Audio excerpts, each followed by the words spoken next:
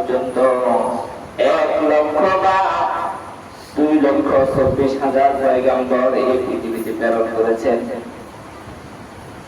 তাদের মধ্যে কাউকে নির্দিষ্ট এলাকার জন্য প্রেরণ করেছেন, কাউকে নির্দিষ্ট গোত্রের জন্য প্রেরণ করেছেন, কাউকে নির্দিষ্ট সময়ের জন্য প্রেরণ করেছেন। তাদের মধ্যে কাউকে আল্লাহ পাক রব্বুল আলামিন নতুন করে আসমানি কিতাব দিয়েছেন।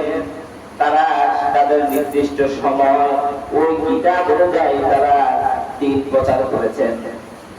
একটি সময় তাদের যখন হায়াত শেষ হয়ে গেছে, তাদের উপর অর্পিত দায়িত্ব পালন করে তারা দুনিয়া থেকে বিদায় হয়ে গেছেন। নবী চলে গেছে, নবীর উপর অর্পিত দায়িত্ব যে কিতাব দেওয়া হয়েছিল সেই কিতাবও চলে গেছে। যে শরীয়ত তার উপর অর্পিত হয়েছিল সেই কিতাবও চলে গেছে। নবী নাই, কিতাব নাই, তারপর যে শরীয়ত ছিল শরীয়ত নাই।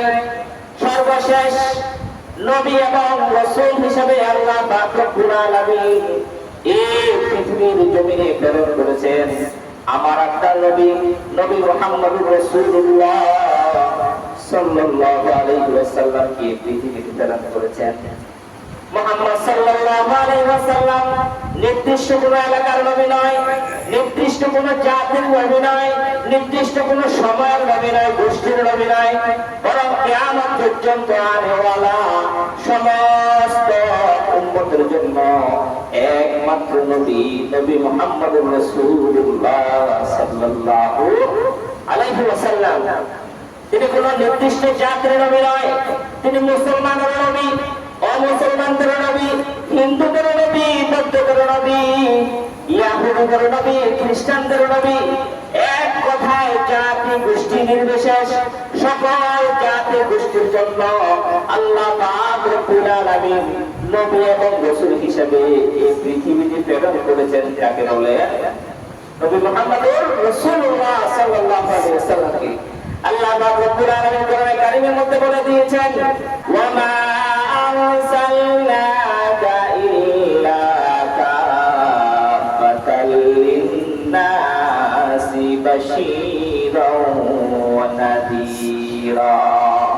আল্লাহ পাক রব্বুল আলামিন বলেন, ওয়া মা আরসালনাকা ইল্লা কাফাতাল লিন্নাস, সমগ্র মানব জাতির জন্য আমি হে রাসূল, আমি আপনাকে সমগ্র মানব জাতির জন্য সুসংবাদদাতা এবং নীতি প্রদর্শনকারী রূপে প্রেরণ করেছি। কাফাতাল লিন্নাস, কাফাতাল লিন্নাস বলে আল্লাহ পাক রব্বুল আলামিন নির্দিষ্ট কোন জাতিকে গোষ্ঠীকে বোঝায় নাই।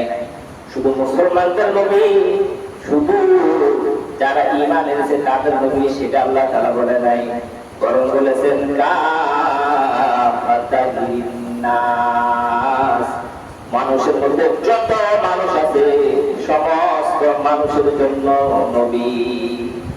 সুতরাং যে বিশ্বাস করবে, যে দাবি করবে সে মানুষ, সে যে রঙের হোক, সে যে ধর্মের হোক, সে যে ধর্মের হোক, সে জমিনে থাকুক আর আসমানে থাকুক, আরবে থাকুক আর আজমে থাকুক, যেখানে থাকুক না কেন, যদি সে দাবি করে সে একজন মানুষ, তাহলে মানুষ হিসাবে তার নবী তিনি হচ্ছেন মুহাম্মদুর রাসূলুল্লাহ সাল্লাল্লাহু আলাইহি ওয়াসাল্লাম।